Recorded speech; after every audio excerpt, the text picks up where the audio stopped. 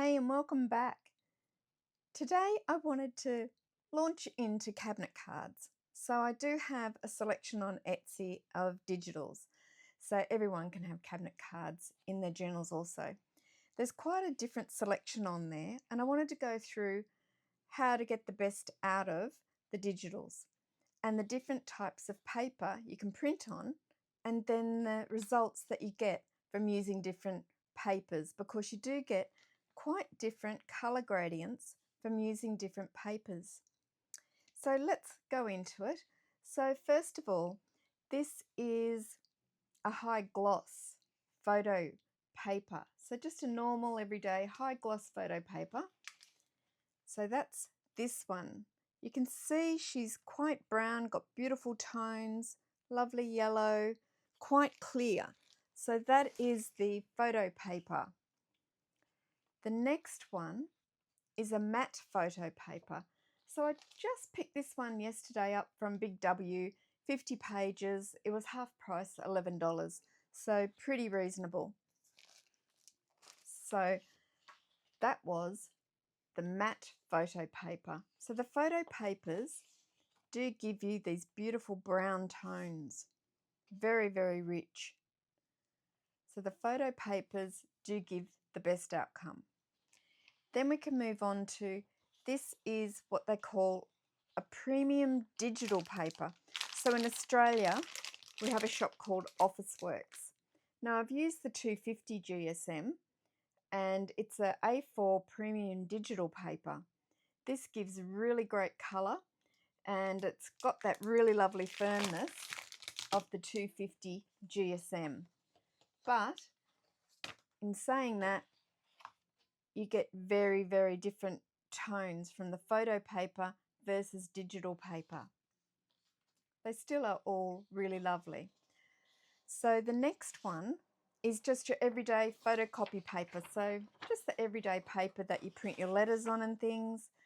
And this one gives slightly different tones. So my printer settings, I always put them on high for the best paper. And in the properties, which I'll show you, I drop down and I tell the printer the exact type of paper that I'm going to be printing on that day. So for example, if I'm using the premium digital paper, I put that in, that it's a digital paper that I'm using. If it's a matte photo paper, I tell it it's the matte photo paper. And if it's the glossy, I always tell the printer that I'm using the glossy paper. It actually alters the density of the ink, how much ink is printed and how it's dispersed on the paper for the best results. So let's launch into why I print. I'll just move all this paper away. Why am I printing on all these different papers? So what I do is I like to print on card, and I'll use the digital paper, the premium digital paper for the card. So that's for the background. So what I'm doing is I'm printing a copy in the photo paper of your choice, because that's where I'm going to cut out the actual picture, and I'm going to stick that down on top of the actual card that I've cut out. This is the back, so that'll be the back of the whole of it. So that will be the back of that one. This one is the back of this one. So I'll trim out some of the pics and I'll show you how I layer them.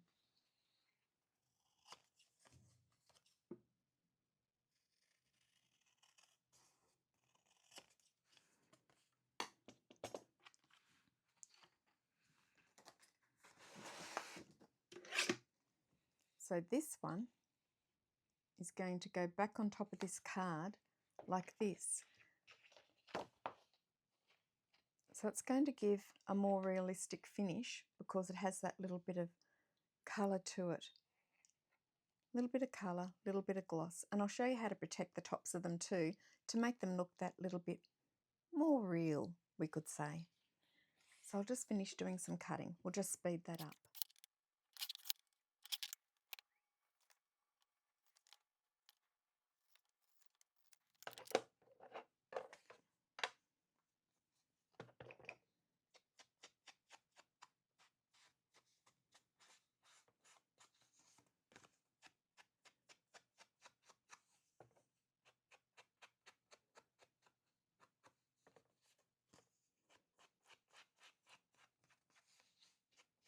We're just going to darken the edges of this one, give it a bit more realism.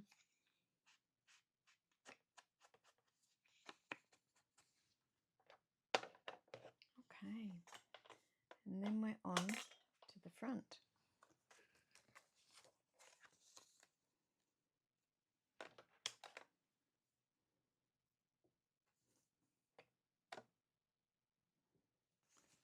So let's now use a bit of ink.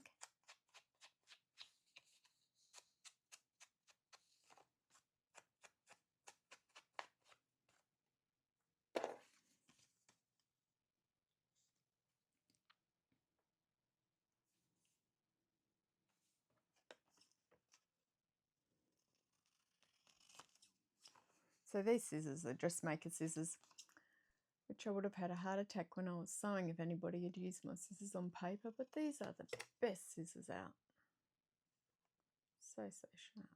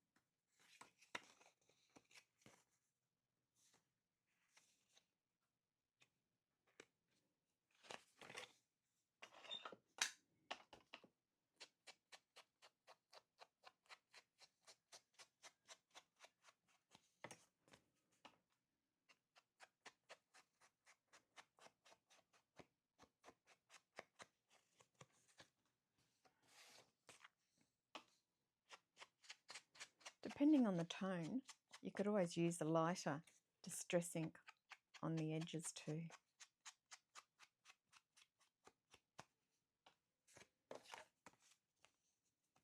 And then in the middle, I do like to sandwich it with some thicker board.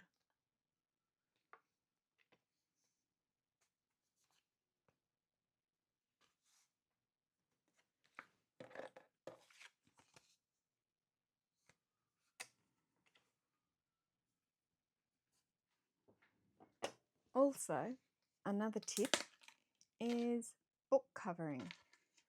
This is just a cheapie from Officeworks in Australia. So don't need an expensive book covering. It's clear contact is what they call it also.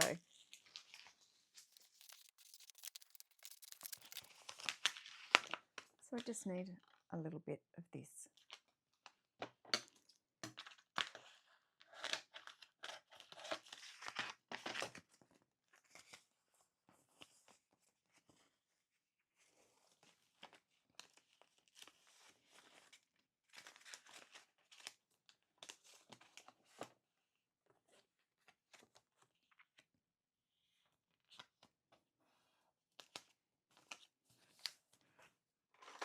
And I'm pulling out that favourite tool of mine, that catalyst. It's a silicone rubber sheet, which I love.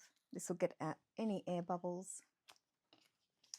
I use it in everything I use.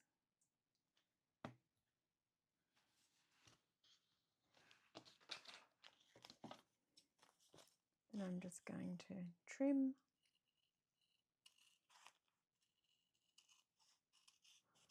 I always distress it first with the colour, with the distress ink, before I put the tape on. Because it's plastic contact, the distress ink isn't going to stay on there.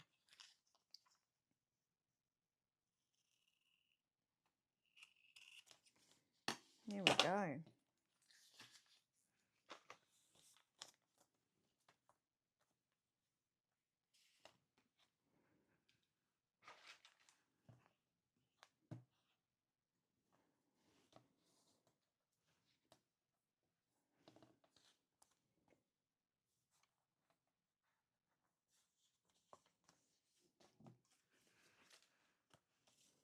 So that We'll now glue on here.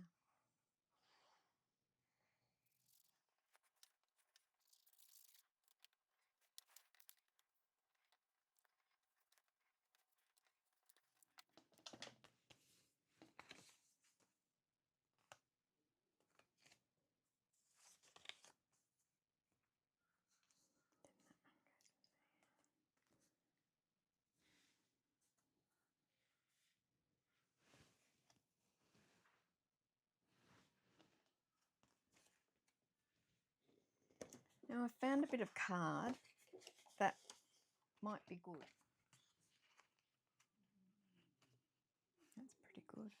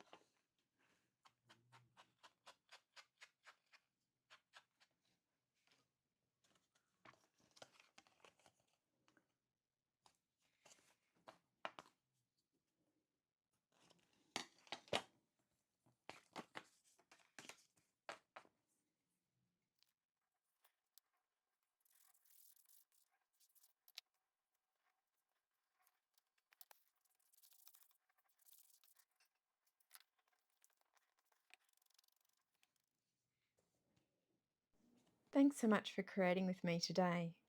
I hope this gave you some inspiration to try printing your own cabinet cards.